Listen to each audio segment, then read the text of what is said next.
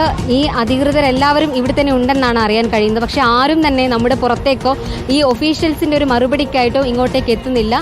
ഇപ്പോൾ ഇവിടെ അതായത് ഒരു പെൺകുട്ടിക്ക് വീണ്ടും ഇത്തരത്തിലുള്ള ശാരീരിക ബുദ്ധിമുട്ടുണ്ടായതിനെ തുടർന്ന് ആശുപത്രിയിൽ പ്രവേശിപ്പിക്കാനായിട്ട് കൊണ്ടുപോയിട്ടുണ്ട്. നമ്മളിവിടെ നിൽക്കുമ്പോൾ അതായത് പെൺകുട്ടികളെയാണ് ഈ ഭാഗത്ത് പ്രവേശിപ്പിച്ചത്, ആൺകുട്ടികൾ മറ്റൊരു ഭാഗത്താണ്. അവിടെയായിരുന്നു നമ്മൾ നേരത്തെ ഉണ്ടായിരുന്നത്. ഇവിടെ പലരും അതായത് ഇത്തരത്തിലുള്ള ശാരീരിക ബുദ്ധിമുട്ട് കൊണ്ട് കുട്ടികളെല്ലാവരും അതായത് അവരുടെ മുഖത്ത് നമുക്ക് ബുദ്ധിമുട്ടുണ്ട്.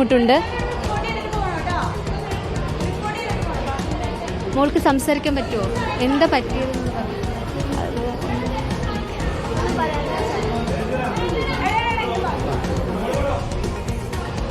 മോൾക്ക് എന്താ ഉണ്ടായെന്ന് പറയാം. കുട്ടികളെല്ലാവരും വലിയ പേടിച്ചിട്ടാണ് നമ്മുടെ മുന്നിലുള്ളത്. അതായത് ഇവർക്കൊന്നും എന്താണെന്നോ കാര്യങ്ങളൊന്നും വ്യക്തമാക്കാൻ തന്നെ. എന്താ മോളെ ഉണ്ടായത്? എന്താ ഉണ്ടായത്? നിങ്ങളെന്താ കരയുന്നത്? ഛർദിലും വയറുവേദന പനിയൊക്കെ ആയിട്ട് ഹോസ്പിറ്റലിൽ പോയത്. ഉച്ച തൊട്ട് ഇന്ന് ഉച്ച തൊട്ടാണോ? ഇന്ന് ഉച്ച തൊട്ട് തുടങ്ങിയതാണ്. ഫുഡ് കഴിച്ചിട്ടല്ല ഞങ്ങൾ കൊണ്ടുവന്നത്. ഞങ്ങൾ ഒന്നും കഴിച്ചിട്ടില്ല. ഇന്ന് ഞങ്ങൾ കൊണ്ടുവന്നത്. അവർക്ക് എത്ര ദിവസമായി ഇവിടെ ടെസ്റ്റ് ചെയ്തപ്പോഴത്തേക്കും അവർ പറഞ്ഞു ഫുഡ് ഇൻഫെക്ഷൻ ആണെന്ന് പറഞ്ഞു. ഇൻഫെക്ഷൻ ആണെന്ന് അവർ തീർത്തും പറഞ്ഞു. എന്തൊക്കെയാണ് അനുഭവപ്പെടുക? അതായത് ഛർദിയും തലകത്ത് തലറിഞ്ഞ് വീഴണായിരുന്നു.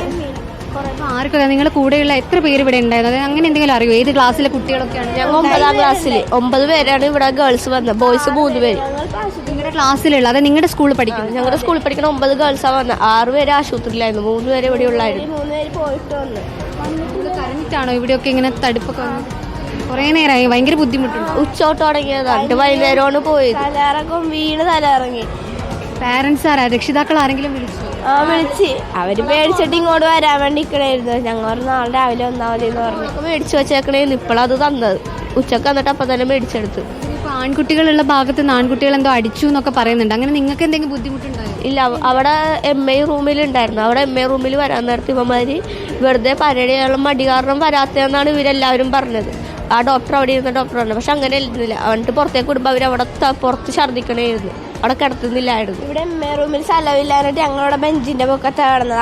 അവിടെ അത്ര സ്ഥലമില്ലാഞ്ഞിട്ട് MA റൂം ബോയ്സിന്റെ കോമ്പൗണ്ടിൽ ഇവിടെ ഇല്ല. അവിടെ വരെ നമുക്ക് കൊണ്ടുപോകണം ഒരാളെ. ഇങ്ങനെ സൗകര്യങ്ങളൊക്കെ അതായത് ഇവിടെയും കുഴപ്പമില്ല. പക്ഷെ MA റൂം അവിടെ ആകെ ഇതായിപ്പോയി. ഉച്ച തൊട്ടാണ് ഈ ബുദ്ധിമുട്ട്. കൂട്ടത്തിലുള്ള എല്ലാവർക്കും ഉണ്ട്. ഇവർ ആശുപത്രിയിൽ അങ്ങനെ എന്തെങ്കിലും കൊണ്ടുപോയോ? അതൊക്കെ കൊണ്ടുപോയവര് ആശുപത്രി കൊണ്ടുപോയി. ഞങ്ങൾ ട്രിപ്പ് ഇട്ടിട്ട് വന്നേ ഉള്ളു. ഒരു ട്രിപ്പ് ഇട്ട് ഒരാൾക്ക് എണീക്കാൻ പോലും പറ്റുള്ള കിട. ഭക്ഷണത്തിൽ എന്തെങ്കിലും രുചി വ്യത്യാസം അങ്ങനത്തെ അനുഭവം? വെള്ളത്തിന് ടേസ്റ്റ് വ്യത്യാസം ഉണ്ടായി. പിന്നെ ഉച്ചക്കത്തെ പിന്നെ രാവിലത്തെ പുട്ടിനെന്തോ ഉണ്ടായി. എന്തോ ചിക്കൻ വെന്തട്ടൊന്നും ഇല്ലായിരുന്നു. അങ്ങനത്തെ പ്രശ്നങ്ങളുണ്ടായി. ചോര ഉണ്ടെന്ന് അങ്ങനെ എന്തോ അവര് പറഞ്ഞ്. പിന്നെ ഇവിടെ പരാതിപ്പെട്ടോ? ഇവിടെ ഇങ്ങനെ ഫുഡ് സീനിയേഴ്സ് പരാതിപ്പെട്ടായിരുന്നു.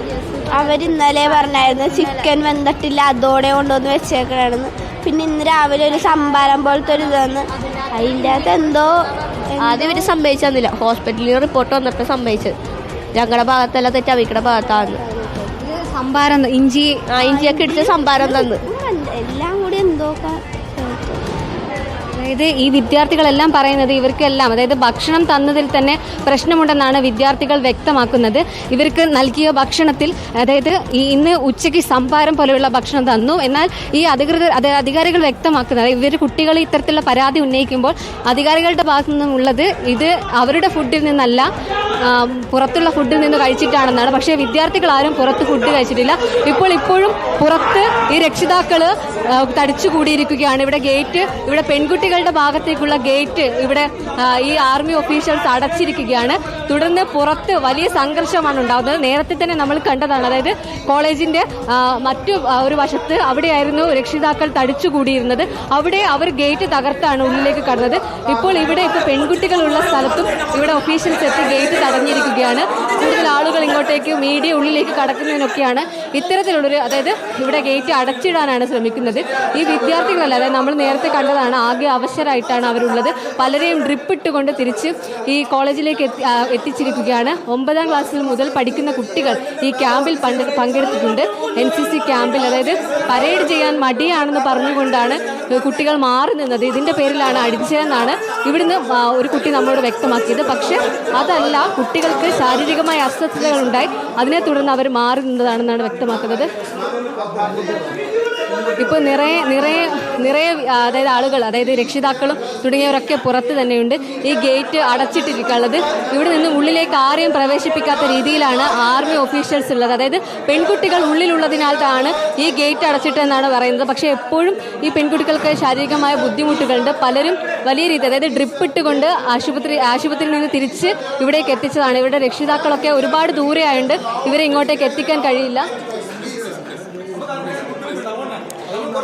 ഇപ്പോൾ രക്ഷിതാക്കളൊക്കെ, അതായത് വീണ്ടും പുറത്ത് ഒരുപാട് രക്ഷിതാക്കൾ, ഈ പെൺകുട്ടികളുടെ രക്ഷിതാക്കൾ തടിച്ചു കൂടിയിട്ടുണ്ട്. നേരത്തെ ആൺകുട്ടികളുടെ ഭാഗത്തു നിന്നുള്ള പ്രതികരണമായിരുന്നു നമ്മൾക്ക് ലഭിച്ചത്.